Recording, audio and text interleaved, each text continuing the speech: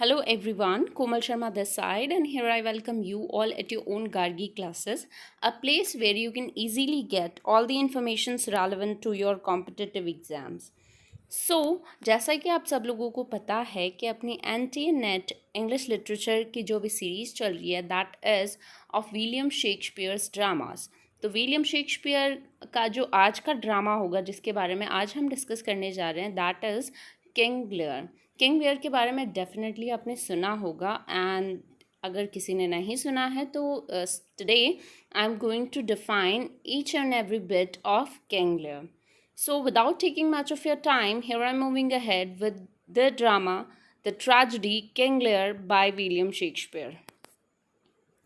So, King Lear is a tragedy which is written by William Shakespeare. सबसे पहले हम play की summary के बारे में स्टडी आउट करेंगे. तो यहाँ पे मैंने एक्ट 1 के सीन्स को ऑप्ट आउट किया है. तो एक्ट 1 में एग्जैक्टली क्या होता है, जैसा कि विलियम शेक्सपियर के ज़्यादातर जो ड्रामास थे वो बेस्ड थे upon the Aristotle's theory of drama. Aristotle की जो थ्योरी थी ऑफ ट्रैजिक ड्रामा, उसी के बेसिस पे विलियम शेक्सपियर के मोस्ट प्रोबेबली जो ड्रामाज होते थे उसी पे बेस्ड होते थे, कुछ पॉइंट्स मिला करते थे. इस पर्टिकुलर प्ले में देर आर 5 एक्ट्स और उन्हीं एक्ट्स में से उन्हीं 5 एक्ट्स को सीन्स में डिवाइड किया गया है. तो यहाँ पे एक्ट फर्स्ट सीन फर्स्ट में क्या होता है सबसे पहले हम ये जानते हैं. King Lear divides his land between his daughters based on how much each daughter loves him. Goneril and Regan lie and exaggerate. Lear cast out Cordelia. सबसे पहले एग्जैक्टली क्या होता है, there is a King of Lear, King of Britain, जिसका नाम exactly King Lear था. तो अब वो क्या करता है, यहाँ पे किंग लेयर सबसे पहले ओल्ड एज की तरफ प्रोसीड कर रहा है. तो अपनी एग्जैक्टली जो भी प्रॉपर्टी है, जो भी किंगडम है, he wants to divide his kingdom among his daughters. और उसकी 3 डॉटर्स है, there are Goneril, Regan and Cordelia. So Goneril, Regan and Cordelia ये तीनों डॉटर्स हैं ऑफ किंग लेयर. तो गॉनरिल सबसे बड़ी डॉटर है, Regan middle one and Cordelia the young one. अब लेकिन किंग लेयर अपनी किंगडम को डिवाइड करने का एक शर्त रख रहा है यहाँ पे कि जो भी डॉटर उससे जितना प्यार करती है, वो एक क्वेश्चन करता है that how much my daughters love me. तो जितना मतलब एक तरीके से ही wants the flattery from his daughters. तो वो फ्लैटरी चाहता है कि उसकी डॉटर्स उसके साथ फ्लैटर कर रही, मतलब जो भी वो प्यार करती हैं उससे, जो भी उनका अफेक्शन है टुवर्ड्स देयर डॉटर, तो उसको एक्सप्रेस करे, एग्जैजरेट करे, वो यही चाहता है. और उसी के बेसिस पे वो अपने किंगडम को डिवाइड करना चाहता है अमंग हिज डॉटर्स. तो यहाँ पे जो दोनों बड़ी डॉटर्स हैं, जो कि बहुत ज़्यादा श्रूड है, शार्प है, क्लेवर है, तो उन दोनों ने किंग लेयर के लिए जो अपना प्यार था उसको बहुत ज़्यादा एग्जैजरेट करके, बहुत ज़्यादा बड़ा चढ़ा के बताया. बट जो सबसे छोटी डॉटर होती है कॉर्डेलिया, वो बहुत ज़्यादा ऑनेस्ट है, लॉयल है, तो वो बिल्कुल फेयर आंसर देती है, वो कोई फ्लैटर नहीं करती है यहाँ पे. तो किंग लेयर इस बात से थोड़ा चिढ़ जाता है और वो अपनी किंगडम को डिवाइड कर देता है बिटवीन गॉनरिल एंड रीगन, और जो कॉर्डेलिया है उसको अपने किंगडम से बैनिश कर देता है. ठीक है, यहाँ पे ये सारा सीन चल रहा है. अब इसमें एक और ऐड होता है, कैरेक्टर और ऐड होता है, कैंट. ठीक है, कैंट जो होता है वो कॉर्डेलिया का यहाँ पे सपोर्ट करता है कि आप इस तरीके से, मतलब किंग लेयर को बताता है कि आप इस तरीके से कॉर्डेलिया को किंगडम से बैनिश नहीं कर सकते हो. तो जब वो सपोर्ट करता है कैंट कॉर्डेलिया को, तो कैंट को भी वहाँ से बैनिश कर दिया जाता है. जबकि कॉर्डेलिया और कैंट दोनों ही किंग लेयर के लिए बहुत ज़्यादा लॉयल है, ऑनेस्ट है. बट किंग लेयर इस चीज़ को शुरू में नहीं समझ पाता है and he takes wrong decision. और उसके इसी रॉन्ग डिसीजन की वजह से यहीं से किंग लेयर का जो ट्रैजिक फ्लो है वो शुरू हो जाता है. सीन सेकंड में क्या होता है, एडमंड. अब एग्जैक्टली इसमें 2 प्लॉट्स हैं, प्लॉट मेन प्लॉट एंड सब प्लॉट. तो ये जो सीन 1 है ये मेन प्लॉट से रेलेवेंट है, जो कि किंग लेयर और उसकी 3 डॉटर्स से रेलेवेंट है.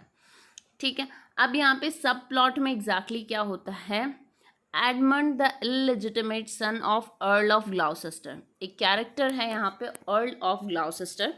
ग्लाउसेस्टर के एग्जैक्टली दो बेटे हैं, एक एडमंड है जो कि इलिजिटिमेट है और जो एडगर है वो लेजिटिमेट सन है।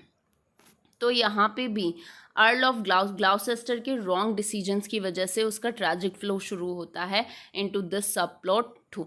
तो प्लॉट, मेन प्लॉट और सब प्लॉट दोनों में जो मेन कैरेक्टर्स हैं किंग लियर और अर्ल ऑफ ग्लाउसेस्टर, इनके रॉन्ग डिसीजंस की वजह से, इनके रॉन्ग वो क्या कहते हैं, रॉन्ग डिसीजंस की वजह से या फिर रॉन्ग अजम्पशंस की वजह से इन लोगों का ट्रैजिक फ्लो शुरू हुआ। तो यहाँ पे क्या होता है, जो एडमंड जो है, जो कि इलिजिटिमेट सन है अर्ल ऑफ ग्लाउसेस्टर का, वो एक प्लॉट क्रिएट करता है क्योंकि एडमंड बहुत ज़्यादा जालस होता है टूवर्ड्स एडगर, क्योंकि वो लेजिटिमेट सन है अर्ल ऑफ ग्लाउसेस्टर का। तो ऑफिशियली ग्लाउसेस्टर की जो प्रॉपर्टी होगी वो एडगर की होगी, एडमंड की नहीं हो सकती क्योंकि वो इलिजिटिमेट है।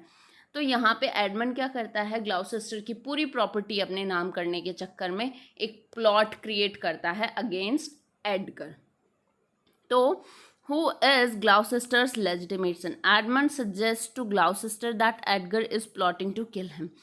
अब यहाँ पे एडमंड जो है वो ग्लाउसेस्टर को कन्विंस कर लेता है, अपने फादर को, जो इलेजिटिमेट सन एडमंड है, वो इस चीज़ के लिए कन्विंस कर लेता है कि जो उनका लेजिटिमेट सन है एडगर, वो उनको मारना चाहता है। तो इस तरीके से फादर और सन दोनों को एक दूसरे के अगेंस्ट में खड़ा कर देता है एडमंड।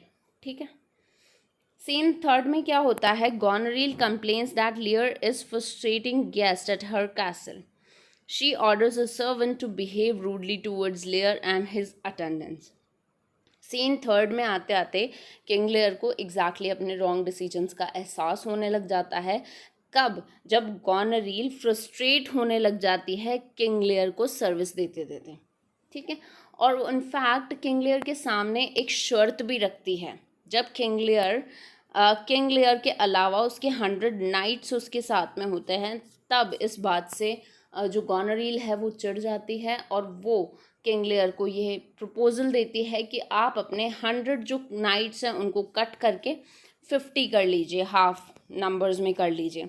इस बात को किंग लियर बिल्कुल एक्सेप्ट नहीं करता है क्योंकि उसकी जो रॉयल्टी है वो even after leaving the kingdom, उसकी जो रॉयल्टी है किंग लियर के साथ वो अभी भी है। तो वो अपने 100 नाइट्स को नहीं छोड़ना चाहता। और जब गोनरील बहुत ज़्यादा फ्रस्ट्रेट होती है विद किंग लियर, तो वो वहाँ पे बहुत ज़्यादा दुखी हो जाता है, फ्रस्ट्रेट भी हो जाता है और गुस्सा होता है कि तुम मेरे साथ ऐसा बिहेव कैसे कर सकती हो, मैं तुम्हें छोड़ के अपनी छोटी बेटी, मिडिल बेटी रीगन के पास चला जाऊँगा, इस तरीके का डिसीजन लेता है। और इनफैक्ट गोनरील जो होती है वो अपने सर्वेंट्स को भी ये ऑर्डर देती है कि आप किंग लियर और उसके जितने भी फॉलोअर्स हैं, जो भी नाइट्स हैं, उनके साथ रूडली बिहेव करो, उनके साथ सही बिहेव मत करो, उनकी मत सुनो। इस तरीके से गोनरील कंप्लेन करना शुरू कर देती है अगेंस्ट किंग लियर। तो ये फर्स्ट ट्रैजिक फ्लो था ऑफ किंग लियर्स डिसीजन, जहाँ पे उसको एक्चुअली ये रिकग्नाइज होता है कि मैंने शायद गलत डिसीजन लिया है। ठीक है।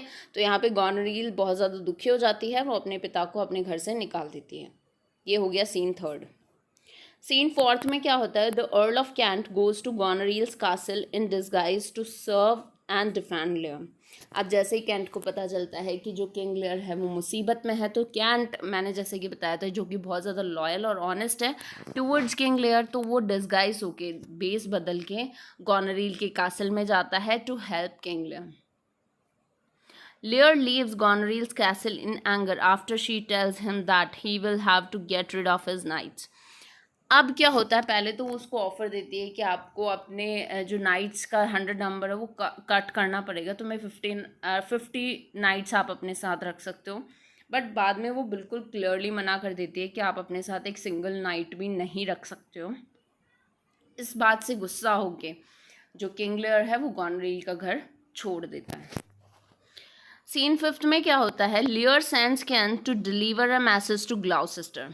अब जो किंग लियर है वो कैंट को, जो कि अभी डिस्गाइज में है, जिसको नहीं पता किंग लियर को कि ये कैंट ही है, वो कैंट को कहाँ भेजता है, ग्लाउसेस्टर के कैसल में एक मैसेज लेके कि तुम ये मेरा मैसेज लेके ग्लाउसेस्टर के पास जाओ।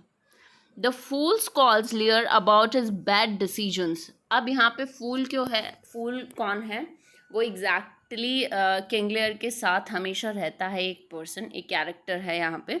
तो वो लियर को ब्लंटली जो भी चीज़ ट्रूथ होती है उसके बारे में रियलिटी फेस करवाता है हमेशा। तो यहाँ पे जो फूल है वो क्या बोलता है, एग्जैक्टली डांटता है किंग लियर को उसके गलत डिसीजंस के लिए। Forcing that Regan will treat Lear no better than Goneril did. अब वो एग्जैक्टली इस चीज़ को बता देता है फूल कि रीगन भी जो किंग लियर है उसके साथ ऐसा ही बिहेव करेगी जैसा कि गॉनरील ने किया।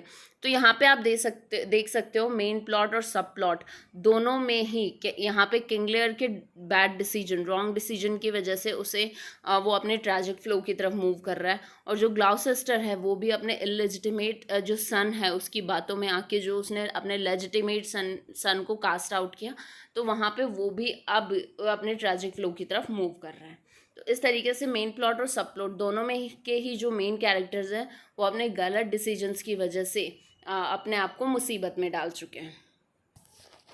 ये था एक्ट फर्स्ट। अब जानते हैं कि एक्ट सेकंड में एग्जैक्टली क्या होता है। Edmund convinces Edgar that he must flee his father's home. अब एडमंड जो होता है वो एडगर को कन्विंस करता है कि तुम्हें तुम्हारे फादर के घर से चले जाना चाहिए क्योंकि तुम्हें तुम्हारे फादर मारना चाहते हैं। तो इस तरीके से एडमंड ने एडगर और अर्ल ऑफ ग्लाउसेस्टर दोनों फादर और सन को एक दूसरे के अगेंस्ट में कर दिया। ग्लाउसेस्टर को एग्जैक्टली ये सोचने पे मजबूर कर दिया कि exactly Edgar wants to kill him, और यहाँ पे एडगर को कन्विंस कर लिया that your father wants to kill you. तो यहाँ पे वो एडमंड को कन्विंस कर लेता है कि तुम्हें ये घर छोड़ के अब चले जाना चाहिए क्योंकि वो तुम्हारी तलाश में घूम रहे हैं।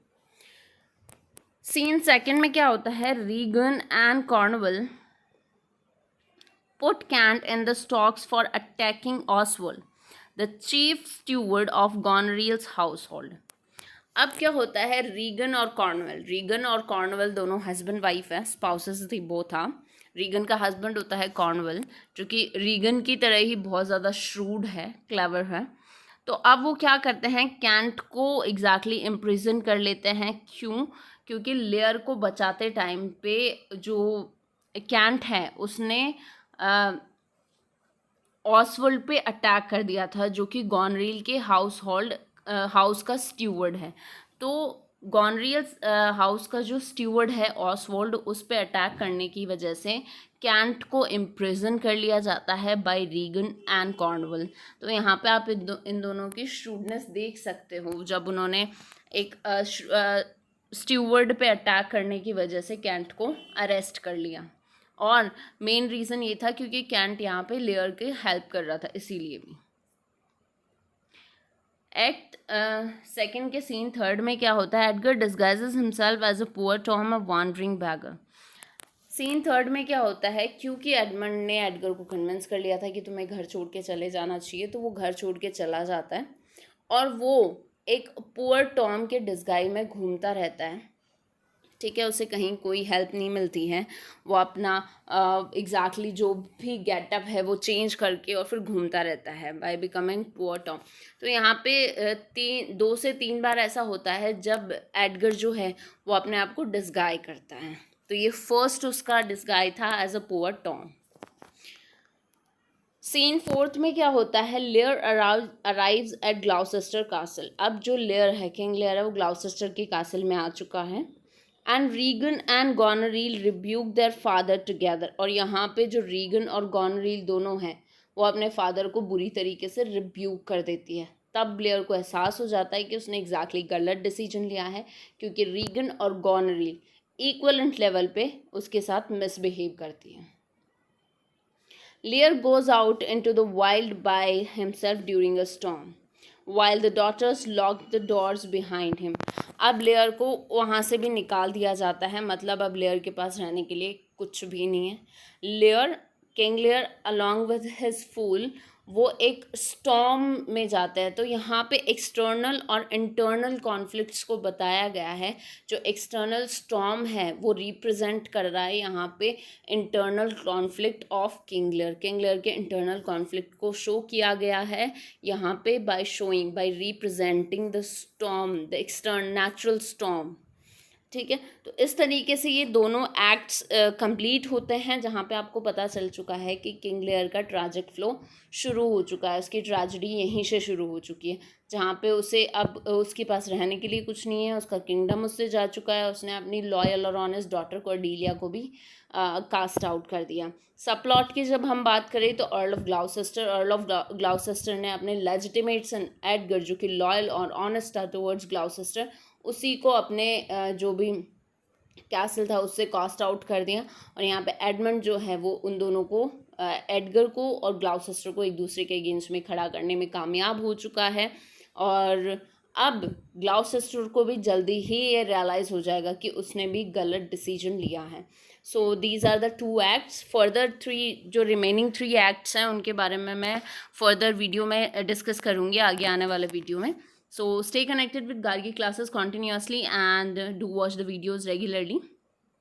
Thank you so much for attending lecture at Gargi classes and don't forget to subscribe the channel. Do like the video अगर आपको content पसंद आया है, और बेल आइकन को प्रेस करना ना भूलें. Thank you so much.